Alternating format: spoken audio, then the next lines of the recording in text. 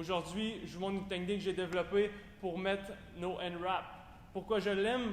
On va avoir un bon padding au niveau des jointures. Poignet, pouce, ça va être solidement attaché. On n'aura pas la bosse dessous la main qui va nous empêcher d'être confortable dans notre gant. On va avoir une belle ouverture à l'intérieur de la main qui va nous permettre de prendre kettlebell ou faire de la corde. Quand vous allez dérouler votre wrap, vous allez avoir une petite languette comme ça. Normalement, vous la mettez dans votre pouce, puis vous installez votre wrap, mais nous, on ne l'utilisera pas. On va la prendre, puis on va la plier vers l'intérieur des coutures du wrap. Après ça, on va l'amener sur le côté de la main, on va la tenir avec le pouce, puis on va faire, pour moi, c'est 5 tours. Si votre wrap est plus long, faites plus de tours. On va aller pour 1, 2, 3, 4, 5. Assurez-vous que quand vous faites vos tours, que votre wrap est parfaitement droit. Après ça, on va enlever tout ça en le gardant le plus intact possible. Donc, ça va être le temps de l'arranger. Puis après ça, on va venir le mettre sur le dessus de la main, mais après les jointures. Si on le met avant les jointures, ça va glisser, puis là, il n'y aura plus de protection pour nos jointures. Une fois que le padding est sur le dessus, on va venir le tenir avec le pouce pour l'empêcher de tomber quand on va tirer. Une fois qu'on le tient comme il faut, on va écarter nos doigts légèrement tout le temps, puis on va venir faire un tour avec une bonne tension. Un tour, le premier tour, il va être plus vers l'avant.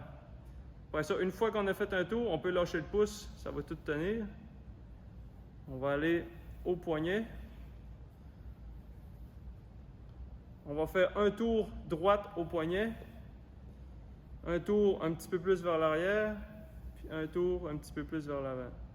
Assurez-vous que votre wrap est toujours flat, puis qu'il n'y a pas de torsion comme ça, sinon votre wrap va être inutile. Une fois qu'on a passé le troisième tour au poignet, on va venir tourner un tour complet au pouce. On va remonter au poignet. Ensuite, on va aller entre le petit doigt et l'annulaire. Une fois qu'on est rendu là, assurez-vous de vraiment mettre une tension pour que votre padding que vous avez fait au début, il s'accote comme il faut sur vos jointures. Une fois qu'on est rendu là, on va tasser vers l'extérieur, 45 degrés. On va fermer le poing comme si on serait dans notre gant. On va repasser sur le dessus.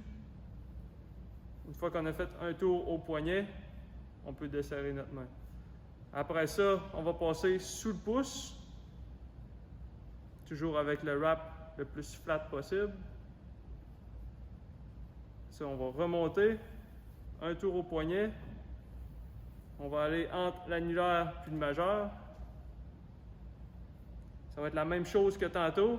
On va venir mettre une tension, mais ce coup-là, on va le mettre vers le pouce, 45 degrés. On va fermer le poing, puis le passer sur le dessus. Un tour au poignet. On peut lâcher. Après ça, on va faire les deux derniers. Même affaire que lui d'avant. Mettre une tension. On le tasse vers le pouce. Ferme le poing.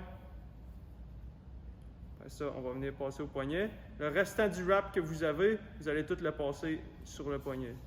Donc, on va aller un peu plus loin de où on a commencé, puis on va aller en X vers l'articulation. Une fois que ça c'est fait, si on veut être plus confortable, on peut rentrer le wrap en dessous de la main, puis vous avez un bon padding. Si vous avez n'importe quelle question sur la méthode d'attacher les wraps, n'hésitez pas à nous contacter. Sinon, bon training!